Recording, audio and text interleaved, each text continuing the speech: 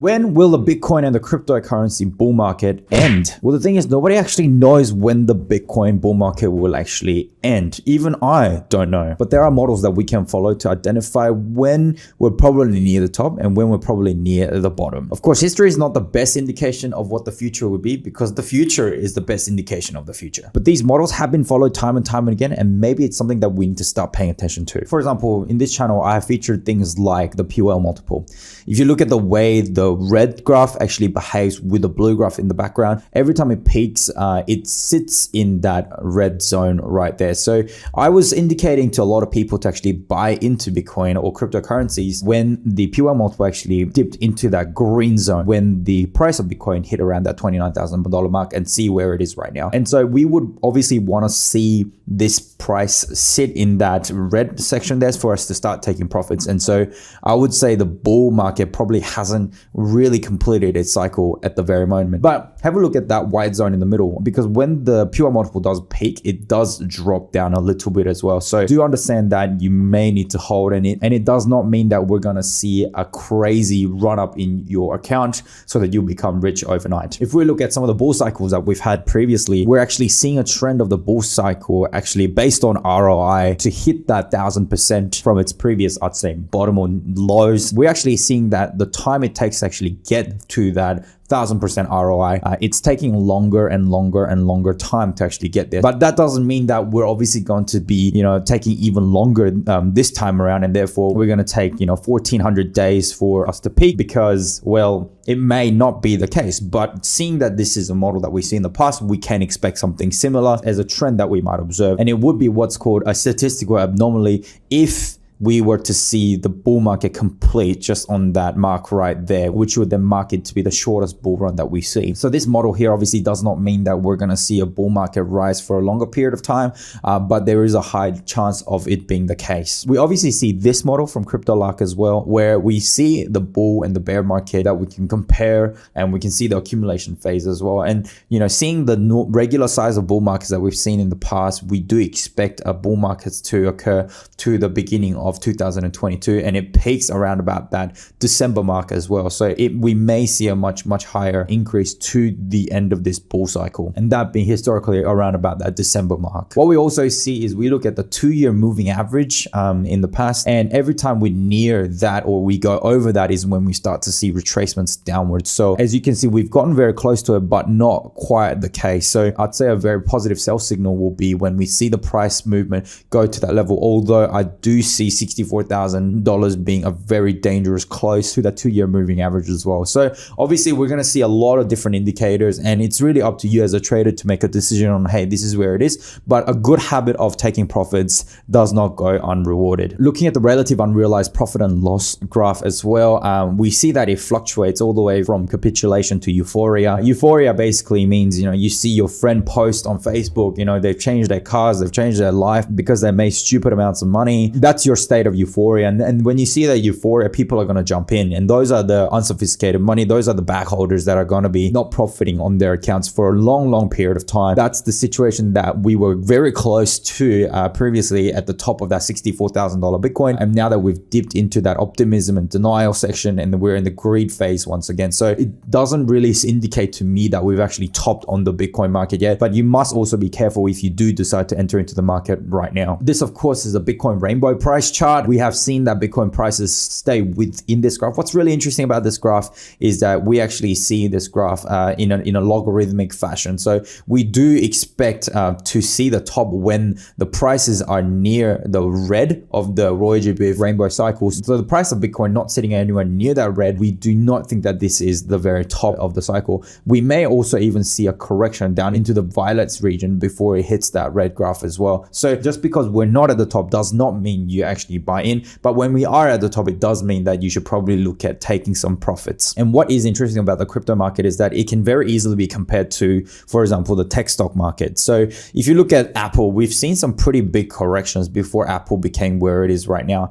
I mean, this is when, Apple used to be 3 cents, 7 cents. We can see that the corrections occurred to 77%, 82%, 82% again, 62%, 46%. How come they look so small, but the corrections are large? Well, because this is, again, a logarithmic scale. But as you can see, the corrections are becoming smaller and smaller and smaller. So that's something that's really worth noting, because how much did Bitcoin retrace this time around? Well, in 2017, we've actually seen the retracement of Bitcoin down about 84%. And that would have been a fantastic time to invest. And that would mean that you would have entered into the cryptocurrency market when Bitcoin was worth $4,000, which is ridiculous. And even right now at $50,000 Bitcoin that we're seeing today, or even at the recent low of $29,000 Bitcoin, you would have been stupidly richer than when you have invested into the cryptocurrency as well. One of the best strategies is to wait for the bear cycles to come in, and then that's when you would enter. But it does make sense for you to take profits when you do see some indicators from Pure Whale Multiple and the rainbow curve as well, for you to then secure those profits to come in. And with that, think about where the market is right now. We're seeing more institutional money coming in. Even NFT craze looks like it'll be sustained. Yes, we're going to have massive corrections along the way, and I hope you're not part of those corrections because you invested in the euphoria stage, because patience really does get awarded in cryptocurrency market. But these major companies, which we call sophisticated money, investing into DeFi, these big money coming in, they're not coming in to actually make those quick flips and make those quick gains. They're doing this for that long-term benefit, because they understand that time in the market is better than timing the market, and they see the potential behind it. Even with NFTs, yeah, we're going to have crazy pumps in NFTs that really don't mean anything, but these NFTs aren't really going to go to zero, especially the ones that are coming out from Marvel, Disney, and the gaming space is going crazy as well at the moment. And because the revenue that these cryptocurrency-based, NFT-based games are making are already surpassing the AAA games that are sitting out there at the moment as well. So with this expanding user base, cryptocurrency is really early on still, and there's a lot of gains to be made. Because if you look at graphs like this one, this is the amount of users that are in the cryptocurrency space right now. We're sitting at around about that 300 million users right now. Back in 2017, we've looked at some comparisons there.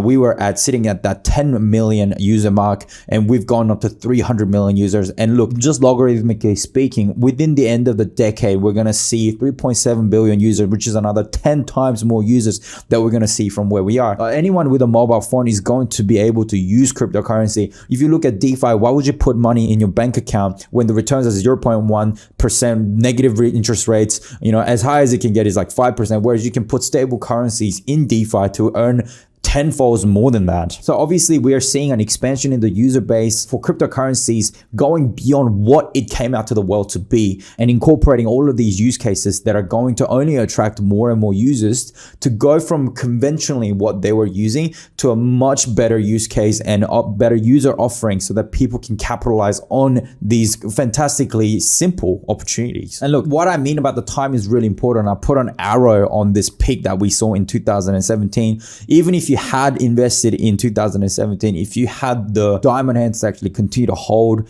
many of the altcoins that you would invest in at that time as well, to where we are now, you would have been very, very well off. Think about it, guys. The very top in 2017 was 20 grand Bitcoin, and we are sitting today at $52,000 Bitcoin, which is $51.7 thousand Bitcoin, which is absolutely crazy. And even at the low recently in July, we have seen 29,000. That is still almost 2x the amount of money. And for you to time the market, this is the worst you could have timed the market, right? But the time that you held the currency, you're still better off. Of course, if you had invested into altcoins back in 2017, let's say at the very peak of Bitcoin, well, you would have still sat very pretty even until now, provided that you didn't invest into shit projects and you actually invested into real, good use cases, because a lot of coins that existed in 2017 also don't exist right now as well, because, it could be they were under some sort of security attack or their projects just really suck. So as long as you can do the research into these cryptocurrencies and what their projects are, and you actually hold on to it for the long term, then you are going to be very, very well rewarded. And Bitcoin is one of the shyest gains that we were seeing across the cryptocurrency market. We see thousands of percent